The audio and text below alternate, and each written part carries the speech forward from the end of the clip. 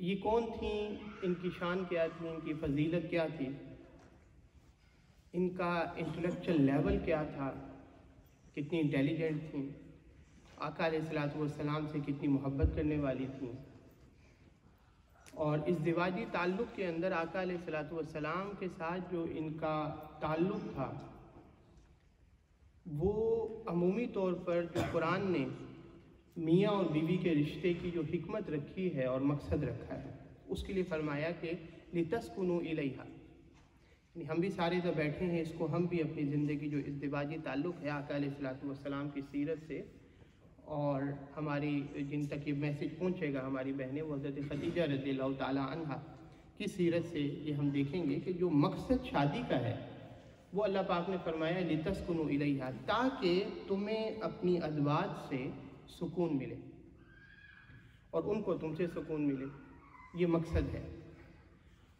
دنیا باہر جو ہے وہ تانے دیتی ہو، آپ پریشان ہو، آپ کا کاروبار نہ چل رہا ہو، لیکن اگر گھر میں سکون ہو تو زندگی گزر جاتی ہے، لیکن اگر بیوی سے سکون نہ ہو اور باہر آپ کو ہر آسائش میسر ہو تو زندگی آپ کی سکون میں نہیں رہتی۔ تو زندگی کا مقصد، شادی کا مقصد کیا رکھا اللہ پاک نے؟ لِتَسْكُنُوا إِلَيْهَا۔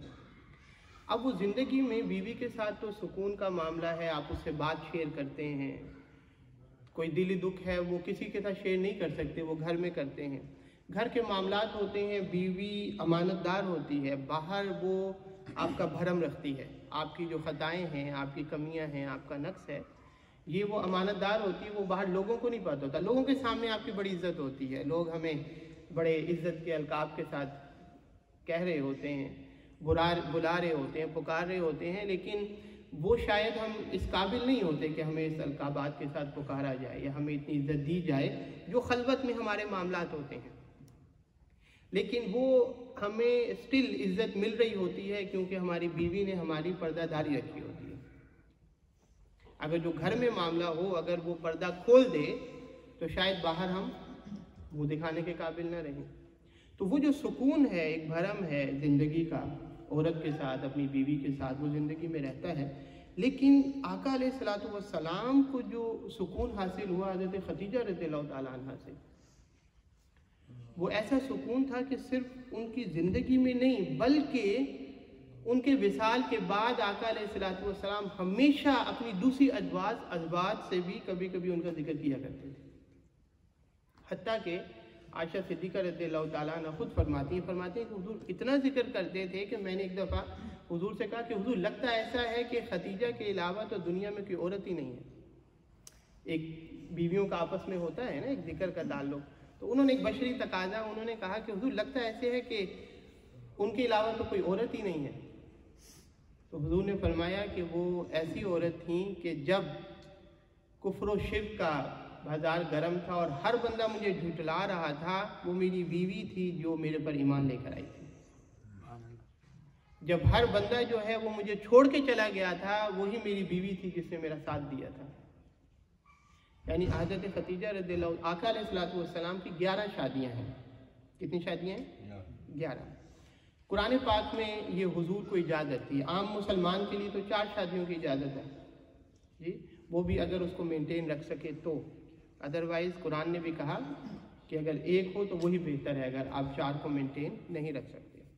تو موجودہ حالات میں تو ایک بھی بڑا مشکل ہو رہا ہے جی، تو ایک پہ اکتفا کرتے ہیں عمومی طور پر، لیکن آقا علیہ الصلوۃ والسلام کے لیے قرآن پاک میں اللہ پاک نے اجازت دی تھی کہ خالصۃ لک، آپ کے لیے اجازت ہے، آپ جو ہیں جتنی بھی چاہیں کر سکتے ہیں۔ اس کی حکمت تھی کیونکہ حضور باہر جو ہے وہ تو جلوت میں، مسجد میں غزوات ہو رہے ہیں، کسی مرد کو کوشچن اس کے ذہن میں حضور سے پوچھ لیا ہے، لیکن جو ازدواجی زندگی اندر کے معاملات ہیں، جو عورتوں کے مسائل ہیں، وہ کیسے عورتوں تک پہنچے قیامت تک کے لیے، اسلام تو ان کے لیے بھی ہے۔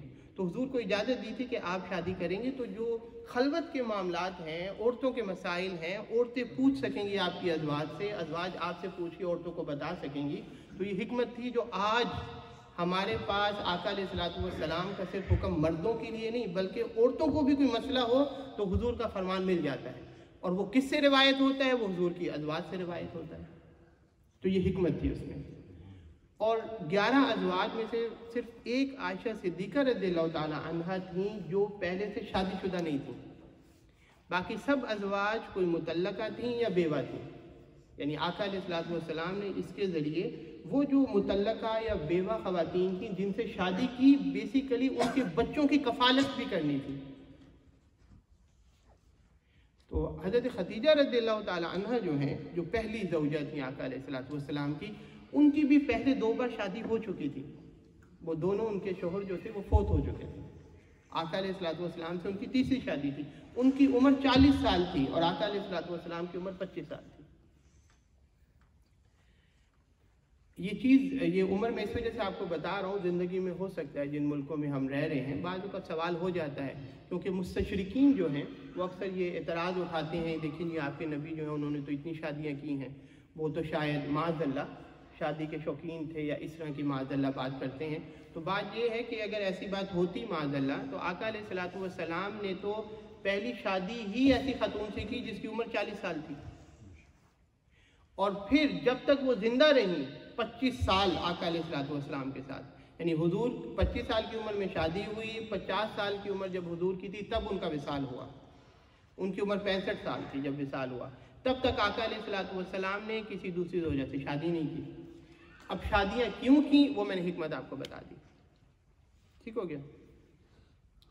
تو میں نے جو آیہ کریمہ ابتدا میں پڑھی اس موضوع کے لیے، اس میں اللہ رب العزت نے ارشاد فرمایا کہ آقا علیہ الصلوۃ والسلام کو کہ آپ ان لوگوں کو کہہ دیں فقط لبثت فیکم عمرا من قبل، میں نے تمہیں ایک عمر گزاری ہے، 40 سال کا عرصہ گزارا ہے۔ جب آقا علیہ الصلوۃ والسلام نے اعلان نبوت کیا تو ظاہر بات ہے لوگوں نے پوچھا بھی آپ کہہ رہے ہیں کہ میں نبی ہوں تو کوئی دلیل دیں، اور اللہ پاک جو ہے جب کسی نبی کو بھیجتا ہے تو دلیل کے طور پر معجزہ دے کر بھیجتا ہے، نہیں تو ہر کوئی کھڑا ہو کے کہہ دے میں نبی ہوں، ایسا تو نہیں ہو سکتا نا۔ تو سامنے والے جو ہیں ان کا حق ہے کہ وہ پوچھیں بھی آپ کہہ رہے ہیں آپ نبی ہیں تو آپ کا دلیل کیا ہے؟ وہ جو دلیل نبی دیتا ہے اس کو معجزہ کہتے ہیں۔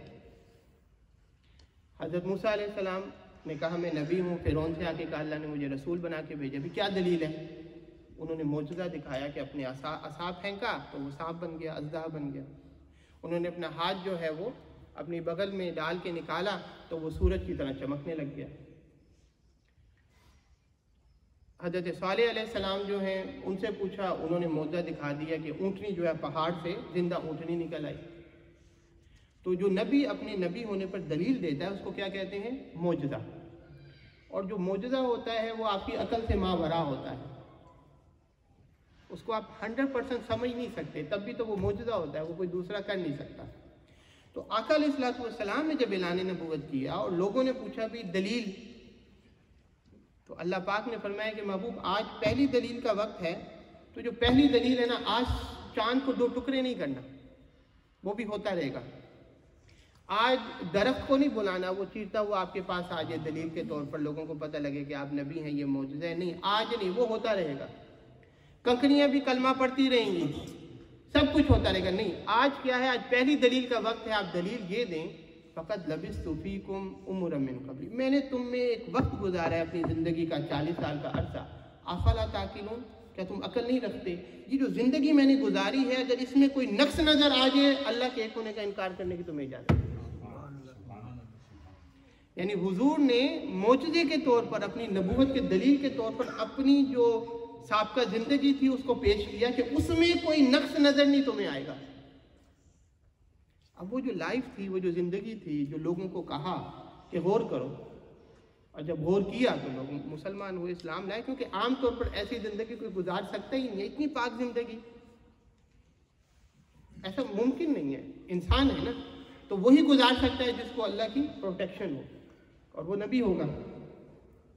اب وہ جو زندگی تھی نا، جو آقا علیہ الصلوۃ والسلام نے 40 سال کے بعد لوگوں کو توجہ دلائی کہ آپ سوچیں، اور لوگوں نے توجہ کی، مسلمان بھی ہوئے۔ یہ جو زندگی پچھلی جس کی طرف حضور نے ریفر کیا، اس زندگی کو حضرت خدیجہ رضی اللہ تعالی عنہ نے شادی سے پہلے اس کو سمجھ لیا تھا، اس کو سمجھ گئی تھی، اس کو دیکھ لیا تھا، کیونکہ آقا علیہ الصلوۃ والسلام حضرت خدیجہ رضی اللہ تعالی عنہ کے لیے ٹریڈنگ کیا کرتے تھے نا، شام جاتے تھے، تو وہ جو ساتھ غلام تھا میسر حضرت خدیجہ رضی اللہ تعالیٰ عنہ کا، وہ جب ساتھ جاتا تھا تو وہ آ کے بتایا کرتا تھا کہ میں دیکھتا ہوں ان کی بات کا انداز، ان کی گفتگو، ان کا سلیقہ، ان کا چلنا، ان کی بات، جہاں جاتے ہیں ایک بادل ہے جس نے سایہ کیا ہوتا ہے، جب رکتے ہیں تو وہ بھی رک جاتا ہے، وہ سارا آ کے بتایا کرتا تھا۔ عام طور پر جب وہ ٹریڈنگ دوسرے لوگ کرتے تھے تو اس سے اتنا فائدہ نہیں ہوتا تھا، اور آقا علیہ الصلوۃ والسلام جا کے سچ کے ساتھ، حق کے ساتھ، کوئی خامی ہے مال میں تو وہ بتا دیتے تھے، لیکن جب واپس آتے تھے تو دگنا فائدہ ہوا ہوتا تھا۔ یہ ساری چیزیں جب وہ میسرہ غلام سے سنتی تھیں تو وہ سمجھ گئیں کہ یہ کوئی عظیم شخصیت ہے۔ انہوں نے یہ بات، حضرت خدیجہ رضی اللہ تعالیٰ عنہ نے، انہوں نے یہ بات جا کے، ان کے ایک چچا زاد بھائی تھے ورقہ بن نوفل، بہت ضعیف عمر کے تھے، بہت بوڑھے ہو چکے تھے، نہایت ہی ضعیف عمری میں انہوں نے اس وقت عیسائیت قبول کر لی تھی، کیونکہ اسلام تو آیا نہیں تھا، تو جو پیچھے سے آخری مذہب تھا وہ تو حضرت عیسیٰ علیہ السلام ہی تھے۔ عیسیٰ علیہ السلام کے بعد آقا علیہ السلام آئے، تو بیچ میں 600 سال کم و بیش اس کا فاصلہ تھا، تو انہوں نے عیسائیت جو ہے وہ قبول کی ہوئی تھی، اور انہوں نے بائبل جو انجیل ہے وہ پڑھی ہوئی تھی۔ تو ان کو جا کے جب بتایا تو انہوں نے کہا کہ میں انتظار کر رہا تھا کہ جو آخری نبی ہیں وہ مبعوث ہونے والے ہیں، اور تم نے جو نشانیاں بتائی ہیں اگر ایسا ہی ہے تو محمد جو ہے وہ اس امت کا آخری نبی ہے۔ اسے ان کو اور یقین پختہ ہو گیا۔ انہوں نے آقا علیہ السلام گئے ہوئے تھے، بلکہ ورقہ بن نوفل نے یہ بھی بتایا کہ وہ جو نئے نبی نے مبعوث ہونا ہے نا، اعلان نبوت کرنا ہے، وہ زمانہ بھی یہی ہے، اور میں انتظار کر رہا ہوں، کیونکہ پچھلی کتب میں آقا علیہ السلام کا ذکر تھا۔ تو حضرت خدیجہ رضی اللہ تعالیٰ عنہ کا مال جو ہے تجارت کے لیے شام آقا علیہ السلام لے کر گئے ہوئے تھے، تو ابھی واپس آئے نہیں تھے، تو انہوں نے پہلے سے تیاری کر لی، اپنی سہیلیوں کو، اپنی بہن کو بلایا، کہا کہ میری طرف سے پیغام لے کر جائیں حضور کے لیے۔ بڑے بڑے لوگوں نے ان کو رشتے کا پیغام بھیجا، لیکن انہوں نے انکار کر دیا، لیکن حضور جو ہیں ان کے لیے پیغام بھیجا۔ جب بھیجا تو انہوں نے اپنے چچا حضرت ابو طالب سے تذکرہ کیا، تو بات جب پکی ہو گئی تو انہوں نے پھر رشتہ لے کر وہ گئے حضرت خدیجہ رضی اللہ تعالی عنہ کے چچا کے پاس، کیونکہ ان کے والد فوت ہو چکے تھے، تو ان کے چچا کے پاس لے کر گئے حضرت تو جب ان کے پاس لے کر گئے انہوں نے پھر اس کے بعد دن طے کیا، شادی کا وقت آیا، نکاح ہوا، خطبہ حضرت ابو طالب رضی اللہ تعالیٰ عنہ نے پڑھا، کچھ خطبہ جو ہے ان کے چچا نے پڑھا، کچھ خطبہ ورقہ بن نوفل نے پڑھا، دعا ہوئی، رشتہ ہو گیا۔ تو حضرت خدیجہ رضی اللہ تعالیٰ عنہ نے اس شکرانے پر کہ آقا، کیونکہ ان کو پیچھے تو پتہ تھا نا کہ یہ کیا شخصیت ہے اور کیا ہونے جا رہا ہے، اور وہ جلدی بھی اس وجہ سے کر رہی تھیں کہ کہیں ایسا نہ ہو کہ یہ نعمت کسی اور کے حصے میں آ جائے۔ تو جب ہوا تو انہوں نے خوشی میں، خود بہت امیر تھی حضرت خدیجہ رضی اللہ تعالیٰ عنہ، بزنس کرتی تھی نا، تو بڑی امیر تھی، تو انہوں نے اپنے سارے غلام آزاد کر دیے شکرانے کے طور پر، غریبوں میں تقسیم کیا مال اس شکرانے کے طور پر، اور پھر اپنی زندگی گزارنا شروع کر دی۔ زندگی گزارتے ہوئے جو معاملات ہوئے، پھر انہوں نے جو ساتھ دیا، آقا علیہ السلام نے جب اعلان نبوت کیا، بلکہ اعلان نبوت سے پہلے حضور کی جو طبیعت تھی وہ خلوت نشینی کی طرف جو ہے وہ زائل اس طرف جا رہی تھی، خلوت نشینی کی طرف، یعنی 10 دن، 20 دن، 40 دن تک آقا علیہ السلام غار ہیرا میں جا کے عبادت کیا کرتے تھے۔ اب یہ سارا کچھ ہو رہا تھا، حضرت خدیجہ رضی اللہ تعالیٰ عنہ وہ سمجھ رہی تھی کہ یہ کیا ہے، اور جب اعلان نبوت آقا علیہ السلام نے کیا، اور اس سے پہلے جب غار ہیرا میں تھے اور حضرت جبرائیل علیہ السلام آئے اور پہلی وحی اتاری، اقرأ بسم ربک الذی خلق، خلق الانسان من علق، اقرأ وربک الاکرم الذی علم بالقلم، علم الانسان ما لم یعلم۔ تو آقا علیہ السلام کی وحی لے کر جب واپس آئے تو حضور کا جسم جو ہے وہ کانپ رہا تھا، پسینہ آ رہا تھا، تو حضور نے آ کے فرمایا زملونی کہ مجھے کمبل اوڑھیں، آپ کمبل اوڑھیں۔ اب وہ کیونکہ اتنا گیپ تھا 40 سال کا آقا علیہ السلام کی پیدائش کے بعد، تو ایک دم پھر وحی کا اترنا اور اتنی بڑی ذمہ داری حضور کو پھر دی گئی، تو حضور اس احساس سے کہ یہ ذمہ داری پوری کر سکوں گا یا نہیں کر سکوں گا، تو حضور پر یہ کیفیت طاری ہوئی۔ جی ایسا نہیں تھا کہ حضور کو پتہ نہیں تھا، یعنی آپ اس کی مثال یوں لے لیں نا کہ اب سورج ہے یا روشنی ہے، آپ اسی روشنی کی اگر کوئی بہت تیز ہو یا سورج لے لیں، اب ہم روزانہ سورج دیکھتے ہیں، لیکن کسی دن آپ صبح فجر کے بعد سو جائیں اور ایک دم آپ کی آنکھ کھلے تو آپ گھر سے باہر سو رہے ہو اور سورج پہ ایک دم نظر پڑے تو چندیا جائے گی نا، یا لائٹ پر پڑے چندیا جائے گی. لائٹ تو روزانہ دیکھتے ہیں آپ، لیکن کیونکہ وہ نیند کے دوران وہ چند گھنٹوں میں وہ یوز ٹو نہیں رہا، اس کی جو کیپیسٹی ہے اپنی آنکھ کی آپ کی، وہ اس کے ساتھ لائٹ کے ساتھ. تو اسی طرح آقا علیہ الصلوۃ والسلام کو ایسا نہیں تھا کہ حضور کو پتہ نہیں تھا کہ وحی آئی ہے کیا ہوا ہے، لیکن وہ جو 40 سال کا عرصہ گزرا تھا تو دنیا میں رہتے ہوئے وہ جو کٹ آف رہے نا وحی سے، تو اب اللہ کا جو کلام ہے، اللہ کی جو صفت ہے وہ جب اتری تو اس وجہ سے تھوڑی دیر کے لیے کب ہی آئی، پہلی بار ہی آئی، پھر کبھی نہیں آئی دوبارہ، پھر یوز ٹو ہو گئے. تو جب آقا علیہ الصلوۃ والسلام کو آقا علیہ الصلوۃ والسلام نے حضرت خدیجہ رضی اللہ تعالیٰ عنہ کو یہ بات بتائی تو وہ سمجھ گئیں اور انہوں نے کہا کہ اللہ پاک آپ کو کبھی بھی رسوا نہیں کرے گا، یعنی جو ذمہ داری آپ پہ لگی ہے تو اللہ پاک نے لگائی ہے تو وہ آپ کی مدد بھی فرمائے گا، آپ کو کبھی رسوا نہیں کرے گا. آپ تو ہمیشہ جو غریب ہیں ان کی مدد کرتے ہیں، جو لوگ کما نہیں سکتے ان کے لیے کما کے ان کو آپ دیتے ہیں. تو یہ جو سارے اعمال ہیں، یہ جو خصلتیں ہیں، یہ جس شخص میں ہوں جو لوگوں کی مدد کرتا ہو، اللہ کیسے اس کو کسی بے یار و مددگار چھوڑ دے گا، اللہ آپ کی مدد فرمائے گا. اور اس کے بعد یہ بھی وقت آیا کہ جب آقا علیہ الصلوۃ والسلام نے اعلان نبوت کے بعد تبلیغ شروع کی تو آپ کو پتہ ہے کہ لوگوں نے مکہ میں جو ہے اتنا رسپانس نہیں دیا. پھر وہ بھی وقت آیا کہ لوگوں نے جب دیکھا کہ یہ چند لوگ ہیں جو ایمان لائے ہیں اور ان کے چچا حضرت ابو طالب جو ہے وہ ڈیفینڈ کیا کرتے تھے، بظاہر اسلام نہیں لائے تھے لیکن چونکہ بھتیجا تھا تو ڈیفینڈ کرتے تھے. تو انہوں نے کہا جو بنو ہاشم ہے نا، ان سے سوشل بائیکاٹ کر دیا جائے تاکہ یہ خود ہی مریں گے، وقت جب آئے گا فاقوں پہ تو خود دوبارہ اپنے دین کی طرف آ جائیں گے، یعنی اسلام چھوڑ دیں گے. پھر 3 سال شیب ابی طالب میں بھوک پیاس میں گزارے. حضرت خدیجہ رضی اللہ تعالیٰ نے آپ دیکھیں نا لتسکنوا الیہا کہ بیوی ساتھ کھڑی ہے تو آقا علیہ الصلوۃ والسلام کی ہمت ہے. حضور کی تو ہمت اللہ پاک کی طرف سے، لیکن ہمارے لیے سیرت بتانے کے لیے بتا رہا ہوں آپ کو. اس پہ آپ کو ایک بڑی مزیدار بات بتاؤں. شیب ابی طالب میں مختصر بتا دیتا ہوں. ایک گھاٹی تھی جہاں پر 3 سال پھر سوشل بائیکاٹ رہا، یعنی نہ کوئی چیزیں کھانے پینے کو جا رہی ہیں، نہ کوئی ملاقات ہے، فاقے ہو گئے، قحط ہو گیا. اب آپ اندازہ کریں کہ ایسے عالم میں اچھا ایسا بھی نہیں تھا کہ ادھر جو سارے تھے وہ مسلمان تھے، صرف آقا علیہ الصلوۃ والسلام کے قبیلے میں ہونے کی وجہ سے بہت سارے ایسے بھی لوگ تھے جن سے سوشل بائیکاٹ تھا کہ آپ ان کے رشتہ دار ہیں. اور اس دور میں رشتہ داری کا بڑا ناز ہوتا تھا. یہ نہیں تھا اختلاف اپنی جگہ، مسلمان نہیں ہوئے اپنی جگہ، لیکن یہ ہمارے قبیلے کا ہے تو ہم نے ساتھ رہنا ہے، تو وہ بھی ساتھ گزارا کرتے تھے. اس پہ اکثر مستشرقین یا کفار جو ہیں نا وہ اکثر ان کو سمجھ نہیں آتی ایک بات. وہ کہتے ہیں جی ماں جو تھی وہ کیسے دودھ تھا نہیں بچوں کے لیے، بچے جو تھے وہ بلبلاتے تھے، تڑپتے تھے، تو ماں تو ایک فطرتی چیز ہے، وہ برداشت نہیں کر سکتی، وہ کیسے حضور کے پاس رہی ادھر، حالانکہ مسلمان بھی نہیں تھی. ایک بات تو ہے نا، ماں رہ سکتی ہے کہ بچہ بلبلا رہا ہو اور اس پہ جو حالت گزرے گی اور وہ مانتی بھی نہیں ہے کہ وہ یہ نبی ہیں، صرف اپنے تعلق کی وجہ سے ادھر موجود ہے، تو یہ کیسے ہو گیا؟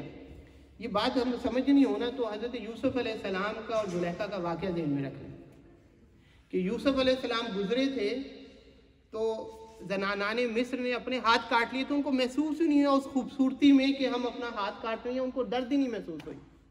تو ادھر تو آقا علیہ الصلوۃ والسلام خود موجود تھے، حضور کا حسن دیکھ کے ان ماؤں کو محسوس ہی نہیں ہوتا تھا کہ ہم پر کیفیت گزر کیا رہی ہے.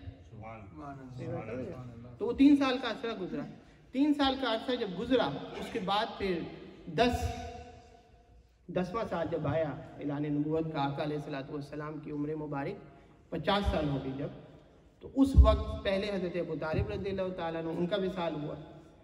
پھر اسی سال حضرت خدیجہ رضی اللہ تعالیٰ عنہ کا وصال ہوا. اس کو آقا علیہ الصلوۃ والسلام نے کیا کہا؟ عام الحزن، غم کا سال. حضور نے خود ڈکلیئر کیا، یعنی حضور کو اتنا غم ہوا.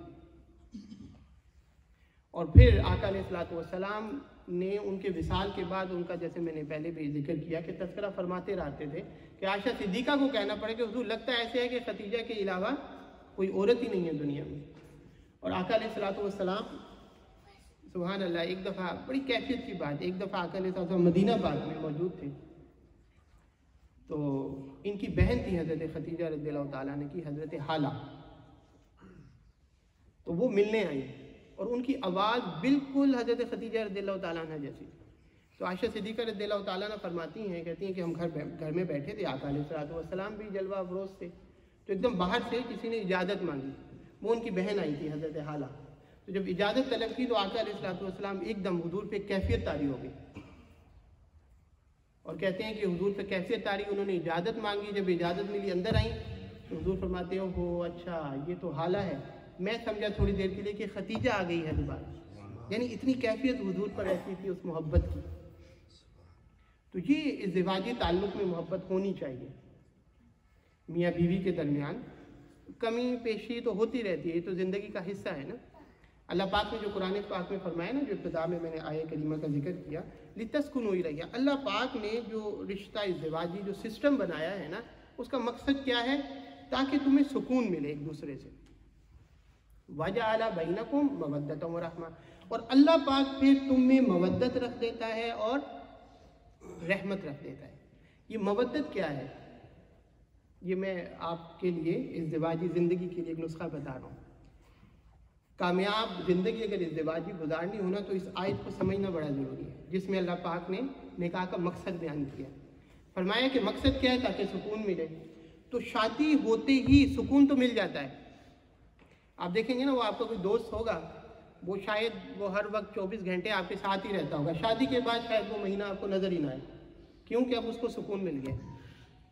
لیکن وہ سکون تو اللہ کی طرف سے مل جاتا ہے آپ کو، لیکن اس کو برقرار رکھنا ہو تو اللہ نے اس کے 2 اصول بتائے. فرمایا لِتَسْكُنُوا إِلَيْهَا وَجَعَلَ بَيْنَكُمْ مَوَدَّةً وَرَحْمَةً. اس نے پھر تمہارے درمیان ایک شرط رکھی ہے کہ مودت ہونی چاہیے. مودت بعض اوقات اس کا ترجمہ آپ پڑھیں گے تو محبت کے ساتھ کر دیتے ہیں. نہیں، محبت اور مودت میں فرق ہے. محبت ہو سکتا ہے کہ آپ کچھ میرے ساتھ اچھا کریں تو مجھے آپ سے محبت ہو جائے، لیکن مودت یہ ہوتی ہے کہ بلا کسی شرط کے ایک دوسرے سے محبت کرنا. یعنی شادی ہوئی، مرد خوبصورت ہے، بیوی خوبصورت ہے، بھائی وہ خوبصورتی کب تک رہے گی؟ اگر تو خوبصورتی کی وجہ سے شادی کی تھی تو کل کو خوبصورتی جب جائے گی ایک وقت کے بعد تو محبت ختم ہو جائے گی. اگر شادی عورت نے پیسے کے لیے کی ہے مرد سے تو پیسہ تو ہمیشہ نہیں رہتا، پیسہ چلا جائے گا تو محبت ختم ہو جائے گی. نہیں، مودت وہ محبت ہے کہ جو شادی ایک بار ہو گئی، اللہ پاک نے بندھن میں باندھ دیا، آپس میں سکون مل گیا، اب اس کے بعد وہ خوبصورتی رہے، وہ مال رہے نہ رہے، لیکن محبت قائم رہے، اس کو مودت کہتے ہیں. اور رحمہ شرط یہ ہے کہ جب زندگی گزاریں گے تو کمی پیشی تو چلتی رہے گی نا. ضروری نہیں ہے کہ ایک دیکھیں نا، مرد جو شوہر ہے ساری زندگی کسی اور ماحول میں پلا بڑھا، اس کی عادات، اپنا کلچر، اپنا خاندان. یہ بچی بیچاری کسی اور جگہ پہ، وہ اپنے ماحول میں پلی بڑھی، اپنا خاندان، اپنا کلچر، اور ایک وقت کے بعد دونوں آ کے ملے. تو ایسا تو نہیں ہو سکتا کہ مرد کے مطابق عورت ہو جائے اور عورت کے مطابق مرد ہو جائے، دونوں میں ڈفرینس تو رہے گا. تو اللہ نے فرمایا کہ رحمہ، رشتے میں آپس میں رحمت رکھیں، جو کمی پیشی ہو جائے تو اگنور کر دیا کریں. اور بالکل بات ختم کرتے ہوئے میں نے کہا یہ آپ کو اور ایک آخری بات بتا دوں. حضرت عمر فاروق رضی اللہ تعالیٰ عنہ کے دور میں ایک صحابی تھے، ان کی شادی ہوئی، وہ بھی صحابیہ تھی دوسری، لیکن زبان کی تھوڑی سی طبیعت کی بڑی سخت تھی. تو بعض اوقات شوہر کو اونچا بول بھی دیتی تھی، سخت انداز میں ڈانٹ بھی دیتی تھی. تو بڑے پریشان تھے. انہوں نے کہا کیا کروں؟ انہوں نے کہا امیر المومنین حضرت عمر فاروق ہے، ان کو جا کے بتاتا ہوں، وہی سمجھائیں. تو ایک دن وہ آئے صحابی، اور دروازہ جب نوک کرنے لگے حضرت عمر فاروق کے گھر کا کہ ان کو کہوں گا کہ میری بیوی کو سمجھائیں، تو اندر سے آواز آ رہی تھی حضرت عمر فاروق کی بیگم ان کو ڈانٹ رہی تھی. تو وہ پھر نوک تو اس نے نہیں کیا، وہ واپس اس نے کہا یہ تو میرے سے بڑھ کر حال ادھر ہے، میں کیا کہوں. تو وہ پھر واپس جب جا رہا تھا تو اتنی دیر میں حضرت عمر فاروق نے دروازہ کھولا تو دیکھا وہ بھی موڑ پر کارنر پر مڑنے لگا تھا. تو بلا لیا، بھئی آئے تھے، کیا ہوا؟ کہا جی حضرت آیا تو اس وجہ سے تھا، لیکن ادھر دیکھا آپ کا حال تو میرے سے بھی برا لگ رہا ہے. تو انہوں نے بڑی پیاری بات کی، سمجھنے والی. انہوں نے کہا بات یہ ہے کہ وہ میری بیوی ہے، وہ سارا دن میرے بچوں کا خیال رکھتی ہے، مہمان میرے آتے ہیں پکانا اس کو پڑتا ہے، میں تھکا آ رہا ہوتا ہوں رات کو تو میرا خیال کرتی ہے، میرے کپڑے دھوتی ہے. اتنا کچھ وہ میرے لیے کرتی ہے جو اس پہ فرض نہیں ہے. تو اتنا کچھ جو میرے لیے کرتی ہے تو کبھی اس کو غصہ آ جائے تو اتنا تو میرا بنتا ہے کہ میں خاموشی سے سن لوں. یہ وہ لوگ ہیں جو ہمارے لیے اسوہ ہیں، جو ہمارے لیے رول ماڈل ہیں۔ تو ان اعمال کو، ان چیزوں کو اگر ذہن میں رکھیں تو زندگی بڑی اچھی طرح گزر جاتی ہے۔ اللہ پاک جو سنا ہے اس پہ عمل کرنے کی، اس کو سمجھنے کی توفیق عطا فرمائے۔ وآخر دعوانا الحمدللہ رب العالمین۔